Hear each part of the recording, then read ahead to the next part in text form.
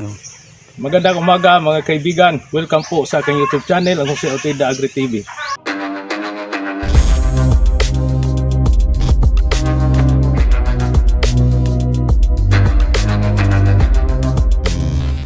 Sa araw na ito ay narito pa rin tayo sa aking bakuran.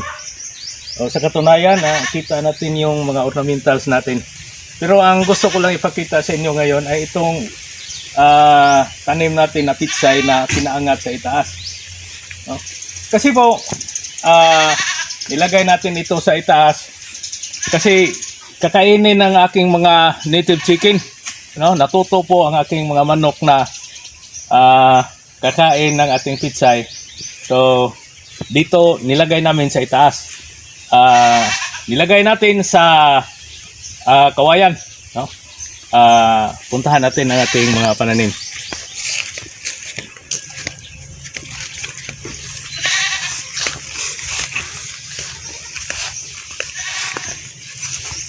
Okay mga kaibigan, so ito pwede pala na kahit sa ibang lugar na wala silang lupa, pero pwede namang ipaangat natin ang pagtatanim ng pitsay. Yung pagtatanim natin parang experimental lang po ito. Gamit lang po tayo ng lupa, ordinary soil. Diyan lang po sa ilalim sa puno ng mangga, kuha tayo ng lupa at saka nilagay natin dito. So tinanim natin, wala itong pataba, no? Sa nakita nyo hindi masyadong pero maglagay pa rin tayo ng pagdidilig dito. Kasi hindi masyadong mataba. Dilig na lang tayo ng urea sa tubig. Lagay natin para tumaba ito ng konti. So ang pinaka-lesson po natin ito, ang aral po natin na mapupulot dito ay yung pong pagtatanim na ilagay natin sa itaas. No? Pwede namang gagamit lang tayo ng kawayan. No? Hinati lang natin ang kawayan. So ito, so lagay ng lupa at dito tinanim natin ang pitsay. So libre tayo na makagulay tayo anytime kung mayroon tayong pitsay. So para sa aking mga kaibigan, subukan nyo lang ito. Okay. Ito ba? So mayroon naman dito, nilagay natin sa container. So ang gagawin natin dito para tumaba ito ng konti, dilig lang tayo. Lagay tayo ng urea. Dilig na to ng ganyan. So dyan lang sa isang ligo bawat galon o bawat timba. Isang ligo na siguro mga 200 grams. 200 hindi po. Siguro mga 50 grams. Yan, ilagay natin sa tubig, tutunawin natin sa tubig at idilig natin ng ganyan.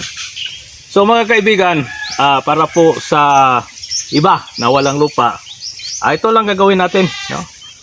Pag mayroon kayong makukuha na kawayan diyan, diyan lang, no? Ito madali lang. Pero sa wala namang kawayan, lahat mayroon kayong makikitang mga basura o anumang mga plastic container. Ito pwede ito, no? Para po walang basura sa ating paligid, mapapakinabangan natin, ito lang gamitin natin, no? Madali lang po ito mga kaibigan. So yung pagtatanim natin, maganda pag ibaging natin.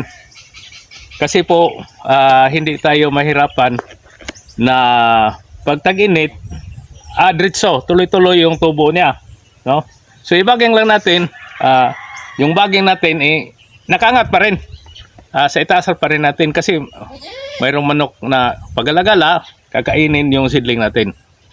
So sana po ay mayroon tayong napupulot na aral sa ating vlog ngayon. At sana po ay magkaroon po tayong ng malulusog na pagkukunan ng pagkain. Ito po, organic lahat ito. Okay? So, subukan nyo mga kaibigan. At sana po ay sabay-sabay po tayong matuto kung ano ang ating magagawa na dyan lang po sa ating paligid. Oo. Lalo na sa paggawa ng mga halaman na magagawa nating pinagkukunan natin ng pagkain. Sana po ay susundan pa nyo ang aking iba pang mga video at huwag nyong kalimutan na mag-comments, mag-like at mag-share at pagtiyagaan nyo lang ang mga advertisement sa aking video para po makatulong kayo sa akin sa pagpalago ng aking YouTube channel at magkaroon ng dagdag revenue para po sa aking mga proyektong pang-agrikultura at makaturo po ako ng iba pa nating mga kababayan na hindi pa nagsasaka. Okay mga kaibigan, hanggang dyan lang po. Magandang araw at maraming salamat.